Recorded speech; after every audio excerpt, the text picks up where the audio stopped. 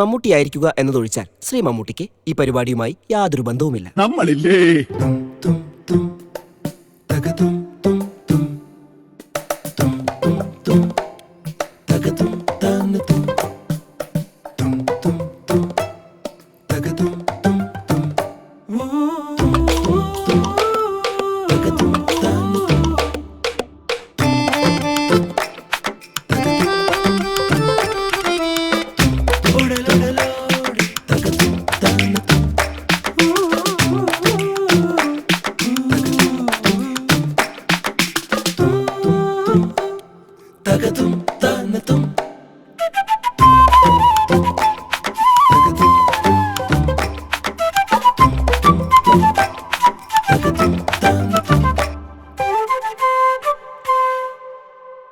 My dear Mammootty, എൻ്റെ ഓർമ്മ ശരിയാണേ അന്ന് ഞാൻ 1ലോ 2ലോ പഠിക്കുക.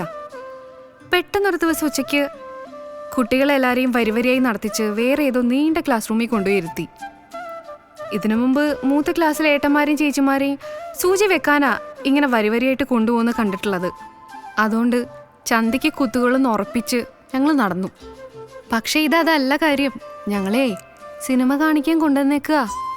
വെള്ള ചുമരിലിങ്ങനെ ലൈറ്റൊക്കെ അടിച്ചിട്ട്. ഹൈ, ആദ്യമായിട്ടാണ് ഞാൻ ഇങ്ങനൊരു സെറ്റപ്പിൽ സിനിമ കാണാൻ പോകുന്നത്. സിനിമ തുടങ്ങി. വലിയ അക്ഷരത്തിൽ പേരെഴുതി കാട്ടി, കൗരവർ. ആ ചെറിയ കുട്ടികൾ എന്തിനാ ഇത്രയും സങ്കടമാവുന്നൊരു സിനിമ കാണിക്കുന്നതെന്നാണ് എനിക്കപ്പോൾ തോന്നിയേ. അതും ഇത്രയും പഴയൊരു സിനിമ.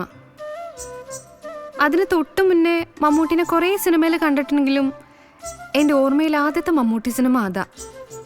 എൻ്റെ മനസ്സിൽ ആഴത്തിൽ പതിഞ്ഞ ആദ്യത്തെ സിനിമാ നടൻ മമ്മൂട്ടി. 2003 ഒരു നട്ടുച്ചയ്ക്കാ എൻ്റെ വീട്ടിൽ കേബിൾ TV എടുത്തത്. ആദ്യം വെച്ച ചാനൽ ഏഷ്യാനെറ്റ്. അതിൽ മമ്മൂട്ടീൻ്റെ ഏതോ ഒരു സിനിമ. എൻ്റെ ലൈഫിൽ ആദ്യമായിട്ട് ഒരു പുരുഷനെ എന്ത് ഭംഗിയാണെന്ന് എനിക്ക് തോന്നിയത്. അന്ന് ഞാനൊരു തീരുമാനം എടുത്തു, ഞാനൊരു സിനിമാക്കാരിയാവുന്നു. അന്ന് എൻ്റെ നെഞ്ചിൽ ഞാൻ എടുത്തു വെച്ചത് സിനിമ മാത്രമല്ല, മമ്മൂട്ടീനെ കൂടിയാ. അന്ന് തൊട്ട് ഇന്നേ വരെ നിങ്ങൾ ഓർക്കാത്ത ഒരു ദിവസം പോലും ഉണ്ടായിട്ടില്ല. അല്ലെങ്കിലും നിങ്ങൾ രണ്ടാളും നിത്യോപയോഗ സാധനങ്ങൾ പോലെയാണല്ലോ. എങ്ങനെ നോക്കിയാലും ഓർക്കാണ്ട് പറ്റില്ല. സിനിമയിൽ കണ്ടിട്ടുള്ളതിനേക്കാൾ ഞാൻ സ്വപ്നത്തിലാണ് നിങ്ങളെ കണ്ടിട്ടില്ലേ. മിക്ക ദിവസങ്ങളിലും സ്വപ്നത്തിൽ വരും. എന്നെ ചീത്ത പറയും. ഒന്നും എഴുതാണ്ട് ഇങ്ങനെ നടന്നോന്ന് ആട്ടി തുപ്പിയിട്ട് പോവും.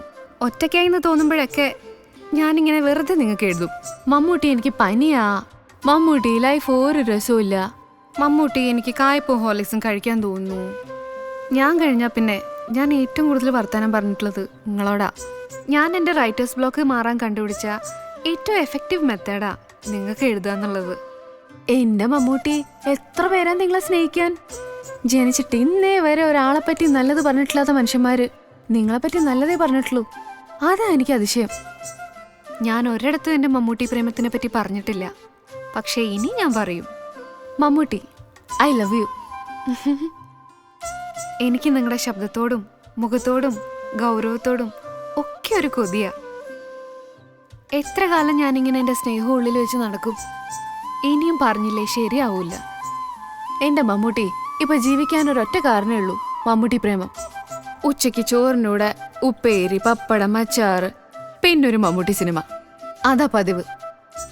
നന്ദി വീണ്ടും വരിക, മനു അങ്കിള്, ഗോളാന്തര വാർത്തകൾ, മായാവി, ചട്ടമ്പിനാട്, കനൽക്കാറ്റ്. പിന്നെ നിങ്ങളുടെ ഫോട്ടോ മൊബൈലിൽ വാൾപേപ്പർ ആക്കി വെക്കുക. നിങ്ങളുടെ പഴയ സിനിമകൾ തപ്പിപ്പിടിച്ച് കാണുക. സുഹാസിനിയോട് അസൂയപ്പെടുക. ഇതൊക്കെയാ ഇപ്പോഴത്തെ എൻ്റെ ഒരു ജീവിതം. എൻ്റെ മമ്മൂട്ടി, നിങ്ങളെൻ്റെ 4 മണി പലഹാര. ഞാനൊരു അറാമ്പറപ്പാന്നാ നാട്ടുകാർ പറയുന്നേ. ലേശ അറാമ്പറന്നതാണെങ്കിലും സ്ഥിരതയോടെ പ്രേമിക്കാൻ അറിയുന്നൊരു പെണ്ണിനെ കിട്ടുക പറയുന്നത് ഭാഗ്യാന്നാ റൂമി പറഞ്ഞിട്ടില്ലേ. എന്നാ ഞാനൊരു സത്യം പറയട്ടെ, ആ റൂമി ഞാൻ തന്നെയാ. വലിയ വലിയ ആൾക്കാർ പറഞ്ഞാലല്ലേ നിങ്ങളൊക്കെ ഒന്ന് വിശ്വസിക്കൂ. നമ്മളെന്നൊരു വിലയില്ലല്ലോ. അതെ, എൻ്റെ സ്നേഹത്തിന് അങ്ങനെ കുറച്ച് കാണുന്നു വേണ്ട. മമ്മൂട്ടിക്ക് ബിരിയാണിയിൽ സാലഡ് കൂട്ടി കുഴച്ച് കഴിക്കുന്ന ഇഷ്ടമല്ലാന്ന് എത്ര പേർക്കറിയാ? പറ പറ. നിങ്ങൾ എന്നെ പനിച്ചെടുക്കുമ്പോൾ കാണാൻ വന്നിട്ടില്ല. തലവേദന ഉണ്ടോയെന്ന് തൊട്ടു നോക്കിയിട്ടില്ല. എനിക്കൊരു വെറും ചായ പോലും വാങ്ങി തന്നിട്ടില്ല. പക്ഷേ നേടാനുള്ളതൊക്കെ നേടിയിട്ടും ആകാശത്തിൻ്റെ അറ്റത്തിരിക്കുമ്പോഴും സിനിമയില്ലെങ്കിൽ എൻ്റെ ശ്വാസം നിന്നു പോന്ന് പറഞ്ഞില്ലേ, ആ ഒരൊറ്റ കാരണം മതി എനിക്ക് നിങ്ങളെ സ്നേഹിക്കാൻ. നിങ്ങളത് പറഞ്ഞപ്പോൾ അമ്മയുടെ കൈവിട്ടു പോയൊരു കുട്ടിയുടെ പിടപ്പ് പോലെ എനിക്ക് തോന്നിയേ. എനിക്കത് കണ്ടപ്പോൾ സഹിക്കാൻ പറ്റിയില്ല. ആർക്കും ഒന്നും ചെയ്യാൻ പറ്റില്ല എന്നറിയാം. പക്ഷേ സ്നേഹിച്ചു പോയ ഒരാളെങ്കിലും വെറുത്തു പോകുന്നുള്ള ഒരാളിൽ എനിക്കത് മനസ്സിലാവും. സിനിമയോടുള്ള നിങ്ങളുടെ ആർത്തി കാണുമ്പോൾ പണ്ട് ഐസുകാരുടെ പിന്നാലെ ഓടുന്ന കുട്ടികളെ ഓർമ്മ വരിക. ഞാൻ ആലോചിക്കുക, ആളേതാ തൊഴയേതാന്നറിയാത്ത പരുവത്തിൽ ഒരാൾ വന്ന് സിനിമയിൽ അഭിനയിക്കുക. രണ്ടാമത്തെ സിനിമയിൽ നടന്മാരുടെ പേരിൽ 15ാമത്തെ പേര് പിന്നെ ഇന്ത്യൻ സിനിമ ആഘോഷിക്കുന്ന പേരായി മാറുക. എന്നിട്ട് ആ നടൻ അതേ സിനിമയിൽ ഒരു പ്രധാന കഥാപാത്രത്തിന്റെ വിളിപ്പേരിൽ തന്നെ അറിയപ്പെടുക. ഹോ, വല്ലാത്തൊരു കഥ തന്നെ. മേലെപ്പുരയിലെ മാധവൻകുട്ടി മേനോനെ ഒന്ന് കാണാൻ വേണ്ടി ആ സിനിമ മുഴുവൻ ഇരുന്ന് കണ്ട എൻ്റെ ക്ഷമയെ നിങ്ങൾ കണക്കിലെടുത്തേ പറ്റൂ. വല്യമ്മ പോയിക്കോളൂ, ഇവിടെ ആണുങ്ങൾ നോക്കിക്കോളും. ആ പറച്ചിലും കണ്ണടകിലും കണ്ടാൽ തന്നെ അറിയാം ഡയലോഗ് തെറ്റിപ്പോലെ എന്നുള്ളൊരു വെപ്രാളവും പരവേശവും. കണ്ടപ്പോ പഴയ കല്യാണ കേസ്റ്റിൽ എന്നെ തന്നെ കണ്ടൊരു ഫീലായിരുന്നു. തീരെ ചേരാത്തൊരു ശബ്ദവും, അതും ഇത്രയും ഗമയുള്ളൊരു ശബ്ദം സ്വന്തമായിട്ടുള്ളപ്പോ. എന്നോടാ കൃഷ്ണകുമാർ പണിക്കര് ചോദിക്കുക, നിനക്ക് എന്താ ഗഡി മമ്മൂട്ടിനെ സാറേന്ന് വിളിച്ചാലെന്ന്. ഹൈ, അതെങ്ങനെ ശരിയാവും? സാറേന്ന് വിളിച്ചാൽ ചോദിക്കും ഞാൻ ഏത് സ്കൂളിലാണ് നിന്നെ പഠിപ്പിച്ചേന്ന്. മമ്മൂക്കാന്ന് വിളിച്ചാൽ പറയും ഈ ആരെന്റെ മാമന്റെ മോളാന്ന്. അതുമാത്രല്ല, സാറേന്ന് വിളിച്ചാ നിങ്ങളെന്റെ ആരും അല്ലാന്നൊരു തോന്നൽ എനിക്കുണ്ടാവും. അതുകൊണ്ട് ഞാൻ മമ്മൂട്ടിന്നേ വിളിക്കൂ. നിങ്ങൾ ബേജാറാവല്ലേ, മനുഷ്യന്മാര് തമ്മാമി പറഞ്ഞാൽ തീരാത്ത പ്രശ്നമുണ്ടോ? പ്രൊഫസർ ബ്രാജ് എപ്പോഴും പറയും നമ്മളെ അറിയാത്തവരെയൊന്നും നമ്മൾ ഇഷ്ടപ്പെടരുതെന്ന്. അങ്ങനെയൊന്നുമില്ല, നമുക്ക് ആരെ വേണമെങ്കിലും ഇഷ്ടപ്പെടാം.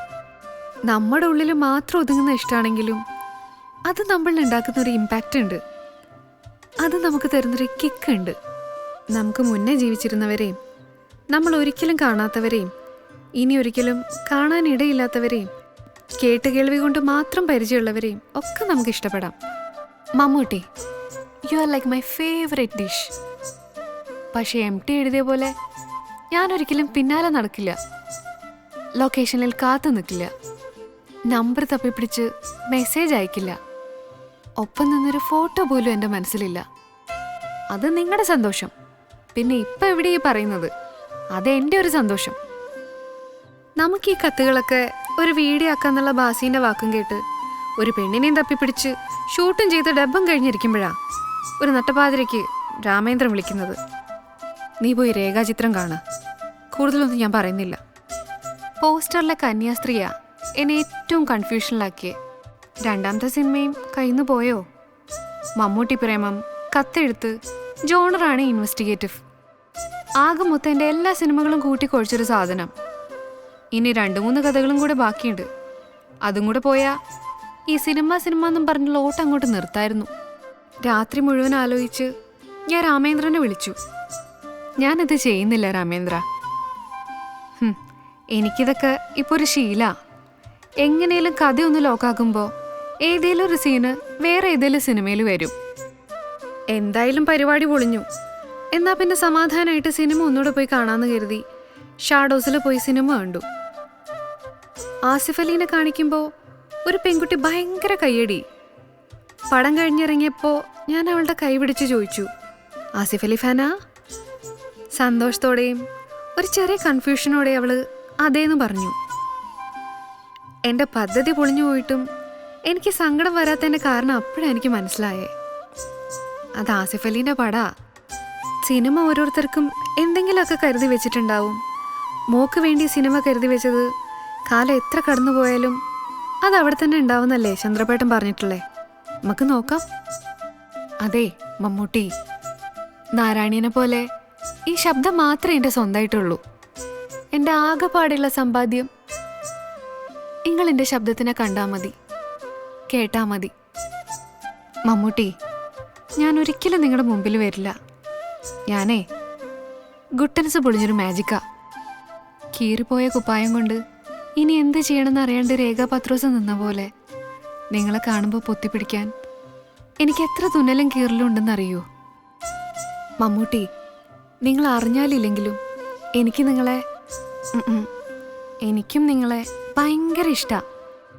എത്ര കാലം എന്നറിയില്ല, പക്ഷെ എൻ്റെ ആയുസിൻ്റെ പകുതി ഞാൻ നിങ്ങൾക്ക് വെറുതെ തന്നിരിക്കുന്നു, വെറും ഫ്രീ ആയിട്ട്.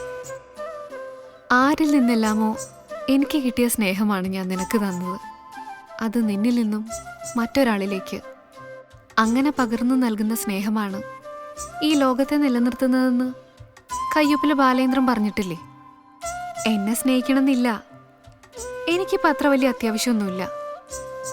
ഞാൻ നിങ്ങൾക്ക് തരുന്ന സ്നേഹം മുഴുവനും വേറെ ആർക്കെങ്കിലും കൊടുത്താൽ മതി. അത്ര അത്യാവശ്യമുള്ള ഒരാൾക്ക്, കൊതിച്ചൊരു ഫോട്ടോ എടുക്കാൻ വരുന്ന ആൾക്ക്, എനിക്ക് മമ്മൂട്ടീനെ കെട്ടിപ്പിടിക്കണമെന്ന് പറഞ്ഞു വരുന്ന ഏതേലും പെൺകുട്ടിക്ക്. മമ്മൂട്ടി, അടുത്ത കത്തിൽ കാണാം. ഒരിക്കലും തീരാത്ത മമ്മൂട്ടി പ്രേമത്തോടെ ഞാൻ.